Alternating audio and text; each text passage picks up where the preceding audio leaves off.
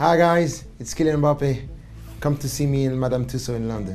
নিজের প্রতিকৃতি দেখে নিজেই অবাক কিলিয়ান এমবাপে। সেটা এতটাই নিখুঁত যেন নিজের চোখকে নিজেরই বিশ্বাস করতে কষ্ট হচ্ছিল ফ্রেঞ্চ তারকার। সবকিছু খুঁটিয়ে খুঁটিয়ে দেখে এমবাপে বলেছেন wow. Oh my god. Real তারকার নতুন এই মোমের মূর্তি হঠাৎ দেখলে ভিমড়ি খাবেন যে কেউ। গোল করে ট্রেডমার্ক ভঙ্গিতে দাঁড়িয়ে থাকা এমবাপেকে দেখে অবাক হয়েছেন বাস্তবের এমবাপেও। দৃষ্টিনন্দন স্কাল্পচারটি উন্মোচন করা হয়েছে লন্ডনের মাদাম তুসো জাদুঘরে। এর আগে কিলিয়ান এমবাপের প্রথম মোমের মূর্তি মাদাম তুসো কর্তৃপক্ষ উন্মোচন করে জার্মানির বার্লিনে। সেটার আনুষ্ঠানিক উদ্বোধনেও উপস্থিত ছিলেন ফ্রেঞ্চ তারকা। এবার লন্ডনে এসে নিজের প্রতিকৃতি দেখে অভিভূত তিনি। It's a big honor. I want to say thanks to all the people who work on it.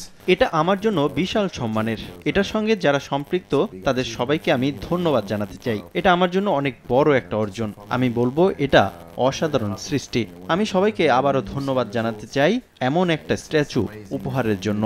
Madame Tussauds পরিবারের অংশ হতে পেরে সত্যিই ভালো লাগছে।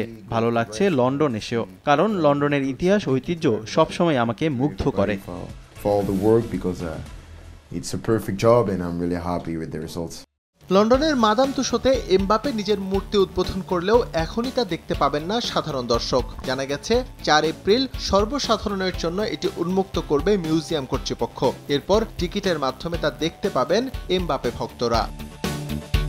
বিশ্বের নামকরা যত ফুটবলারের মূর্তি ঠাঁই পেয়ে আসছে মাদাম তুসো জাদুঘরে। লন্ডন সহ সর্বোচ্চ 5টি দেশের মিউজিয়ামে আছে ক্রিস্টিয়ানো রোনালদোর মোমের মূর্তি।